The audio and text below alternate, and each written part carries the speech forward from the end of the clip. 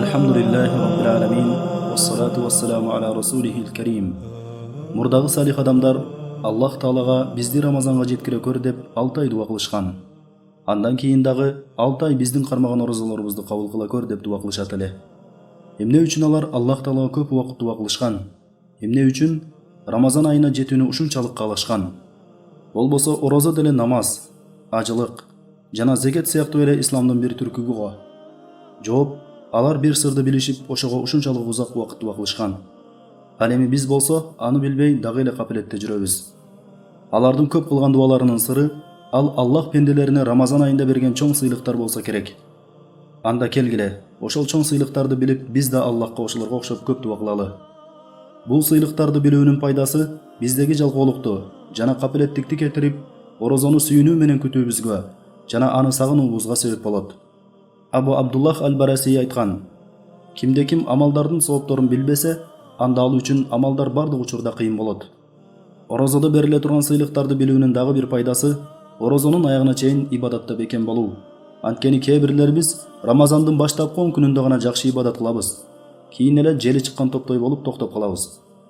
Орозонун башында мечиттерде адамдар толо. Кийин кайра эле адамдар азайып кетет. Эгерде биз орозодо Аллах бизге кандай чоң соопторду берүүсүн билсек, анда абалыбыз мындай болбойт эле, жалкоолонбойт элек.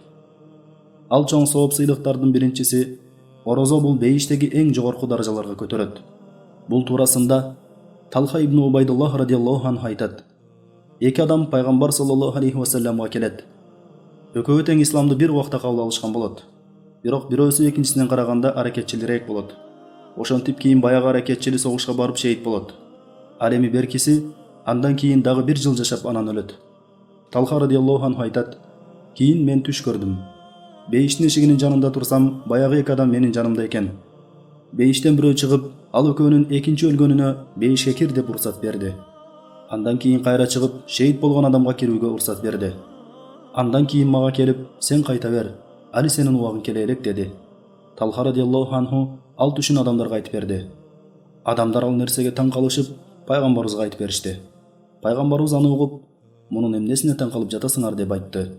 Сахабалар: о Аллахтын элчиси, бул эки адамдын биринчиси беркисине караганда аракетчил болчу го. Кийин ал шейит да болгон. Бирок ошого карабастан кийин өлгөнү бейишке андан мурун кирип жатпайбы дешти. Мына ошондо пайгамбар саллаллаху алейхи ва саллям айтты: бул адам шейит болгон адамдан кийин 1 жыл жашабадыбы? Алар ооба дешти.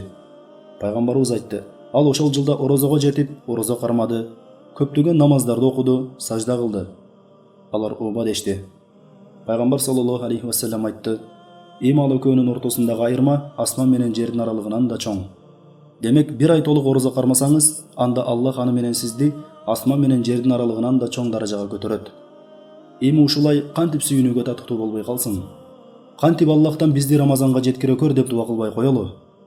Бул нерсени бир эле жолу эмес, кайра-кайра көп жолу дуа кылып сурашыбыз керек. Экинчи, орозо таразада оор болот. Орозо кыямат күнү таразаңды оор кылат. Ага тең келе турган амал болбойт. Пайгамбар саллаллаху алейхи ва саллям айтты: адам баласынын ар бир кылган иш аракети эселеп берилет. Бир жакшылык ишке 10 эседен 700 эсеге чейин көбөйтүлүп берилет. Аллах айтты: орозосу мен үчүн жана анын соопторун мен өзүм берем. Анткени ал мен үчүн шахватын тыйды жана тамагын таштады. Үчүнчү, орозо бул тозок отунан сактайт. Пайгамбар саллаллаху алейхи ва саллям айтты: орозо бул калкан, аны менен пенде тозоктун отунан коргонот. Төртүнчү, орозо кыямат күнү келип орозо кармаган адамга шафаат кылат. Тагыраак айтканда, анын бейишке кирүүсүн Аллахтан суранат. Пайгамбар саллаллаху алейхи ва саллям айтты: кыямат күнү орозо менен Куран пенде үчүн шафаат кылышат. Орозо айтат: о Раббим, мен аны күндүзү шахватынан жана тамагынан тыйдым. Мага бул пендеңе шафаат кылууга уруксат бер.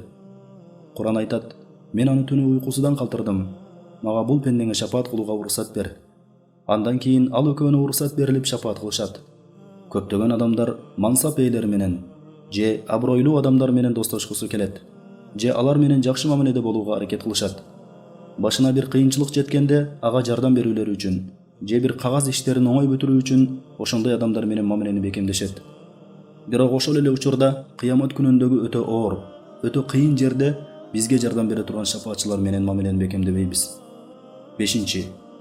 Рамазан айында бир түн бар. Ал түндү ибадат менен өткөрүү өмүр бою ибадат кылгандан да жакшыраак.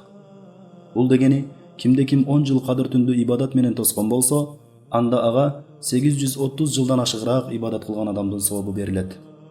Сага көптөгөн өмүр берилип, анын баарын Аллахка ибадат кылып өткөргөндөй болосуң. Эми ушундай айдын келүүсүнө кантип сүйүнбөй коелу? О Аллах, бизди Рамазанга жеткире көр жана анда бизге орозо кармоону жана жакшылык иштерди кылууну өзүң насип кыл.